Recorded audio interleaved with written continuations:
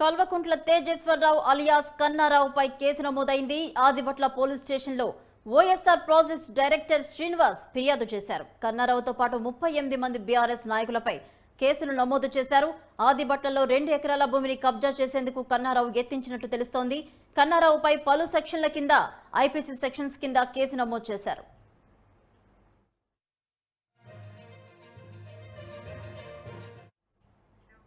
ఇదే అంశానికి సంబంధించి మరిన్ని అప్డేట్స్ మా క్రైమ్ బ్యూరో చీఫ్ కృష్ణ అందిస్తారు. కృష్ణ, చెప్పండి. కన్నారావుపై పలు సెక్షన్ల కింద ఐపీసీ సెక్షన్స్ కింద కేసు నమోదు చేసినట్టు తెలుస్తోంది. డీటెయిల్స్ ఏంటి? భవానీ, ఏదైతే మాజీ బీఆర్ఎస్ పార్టీ అధినేత అలాగే మాజీ సీఎం కేసీఆర్ సోదరుడైన కల్వకుంట్ల తేజేశ్వరరావు అలియాస్ కన్నారావు పైన ఆదిబట్ల పోలీస్ స్టేషన్ లో ఫిర్యాదు చేయడం జరిగింది. ఈ ఆదిబట్ల పోలీస్ స్టేషన్ లో ఓఎస్ఆర్ ప్రాజెక్ట్ డైరెక్టర్ గా పనిచేస్తున్న శ్రీనివాస్ అనే వ్యక్తి తన స్థలాన్ని కన్నారావుతో పాటు మరో 38 మంది బీఆర్ఎస్ నాయకులు కలిసి కబ్జా చేయాలని ప్రయత్నం చేశారని, దీనికి సంబంధించి ఏదైతే తాను ఈ హద్దుల కోసం అని చెప్పేసి రాళ్లు పాతడం జరిగిందో వాటిని తొలగించడమే కాకుండా అక్కడ ఏదైతే ఏర్పాటు చేసిన టిన్ షెడ్లు కానీ అక్కడ ఉన్న తమ సెక్యూరిటీ సిబ్బందిని భయభ్రాంతులకు గురి చేసి వారిపైన దాడి చేయడమే కాకుండా వాటన్నింటినీ కూడా అక్కడ ఉన్న వస్తువులన్నింటినీ కూడా ధ్వంసం చేసి వాటిని తగలబెట్టారు అని చెప్పి ఆయన పోలీస్ స్టేషన్ లో ఫిర్యాదు చేశారు. ఎప్పుడైతే శ్రీనివాస్ ఫిర్యాదు చేయడం జరిగిందో వెంటనే అక్కడికి చేరుకున్న పోలీసులు 3 వ్యక్తులని అదుపులోకి తీసుకొని వారిని రిమాండ్ కి తరలించారు.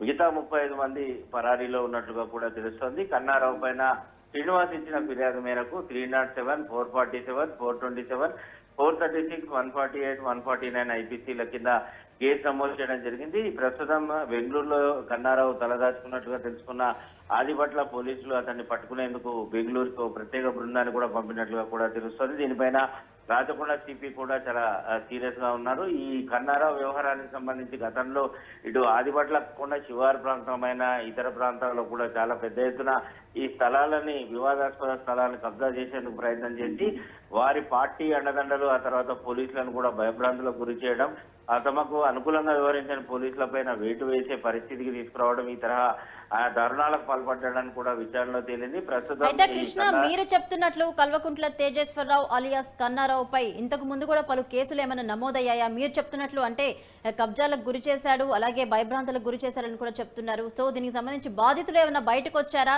దీనికి సంబంధించి అసలు ప్రస్తుతానికి శ్రీనివాస్ అనే వ్యక్తి ఆదిబట్ల పోలీస్ స్టేషన్ లో ఆయన ఫిర్యాదు చేయడం జరిగింది. ఈయన ఓఎస్ఆర్ ప్రాజెక్ట్ కి డైరెక్టర్ గా వ్యవహరిస్తున్నారు.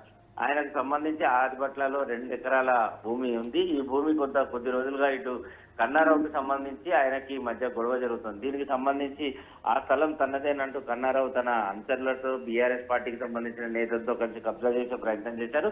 దీనిపైన శ్రీనివాస్ గతంలో కోర్టుకు కూడా వెళ్లడం జరిగింది. ప్రస్తుతం కోర్టులో ఉన్న ఆ స్థలాన్ని శ్రీనివాస్ కు అనుకూలంగా వచ్చే అవకాశాలు ఎక్కువగా ఉన్నాయన్న నేపథ్యంలోనే తన అనుచరులాన్ని ఉసిగొలిపి ఆ స్థలాన్ని కబ్జా చేసే ప్రయత్నం కూడా చేశారు.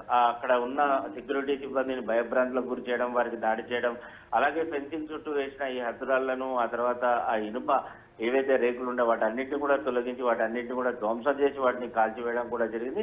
ప్రస్తుతం శ్రీనివాస్ తో పాటు మిగతా కొంతమంది బాధితులు కూడా ఆదిబట్ల పోలీస్ స్టేషన్ దగ్గర కన్నారావు పైన ఫిర్యాదు చేసేందుకు క్యూ కట్టడం జరిగింది. ఆదిబట్లనే కాకుండా అటు నాగరగోల్ ఆ తర్వాత ఓఆర్ఆర్ కి సంబంధించి చాలా చోట్ల కూడా కన్నారావు స్థలాలు కబ్జా చేసే ప్రయత్నం చేశారని చెప్పేసి పోలీసులకు వరుసగా ఫిర్యాదులు అందుతున్నాయి. దీనిపైన అవసరమైతే ఒక ప్రత్యేక బృందాన్ని పెట్టి కన్నారావు ఆగడాలో చెక్ పెట్టేందుకు పోలీసులు విచారణ అనేది కొనసాగిస్తున్నారు. ఏదేమైనప్పటికీ ఈ కల్వకుంట్ల తేజేశ్వరరావు అలియాస్ కన్నారావు వ్యవహారం అనేది ఇప్పుడు ఆదిబట్ల పోలీసులు చాలా సీరియస్ గా తీసుకొని దర్యాప్తు చేస్తున్నారు. అయితే కృష్ణ, అంటే 38 మంది బీఆర్ఎస్ నాయకులు కూడా ఉన్నట్లు తెలుస్తుంది. వీరిపై కూడా కేసులు నమోదు చేశారని చెప్తున్నారు. అంటే వీరు పరారీలో ఉన్నారు.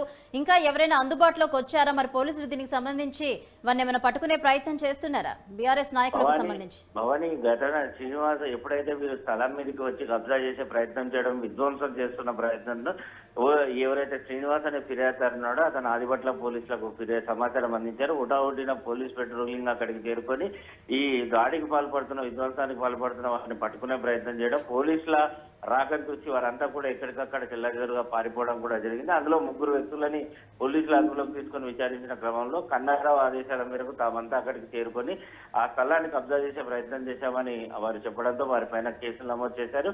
కన్నారావుని A1గా పెట్టి మిగతా వ్యక్తులందరినీ కూడా పోలీసులు ఈ కేసులో నిందితులుగా పరిగణిస్తూ వారందరిపైన కూడా 307, 447, 427, 436, 148, 149 ఐపీసీల కింద కూడా కేసులు నమోదు చేయడం కూడా జరిగింది. అవసరమైతే కన్నారావు మీద కనుక బాధితుల సంఖ్య ఈ తరహానే పెరిగితే ఆయన పైన ప్రత్యేకమైన యాక్ట్ అనేది అంటే పీడీ యాక్ట్ అయినా కూడా అవసరమైతే నమోదు చేయడానికి కూడా తాము వెనుకడగమని చెప్పి రాచకొండ పోలీసులు చెప్పడం జరుగుతుంది. బాధితులు ఎవరైనా సరే వచ్చి కన్నారావు పైన ఫిర్యాదు చేయొద్దు, భయపడాల్సిన అవసరం లేదు. అవసరమైతే ఒక ప్రత్యేకమైన సెల్ కూడా ఏర్పాటు చేస్తామని పోలీసులు చెబుతున్నారు.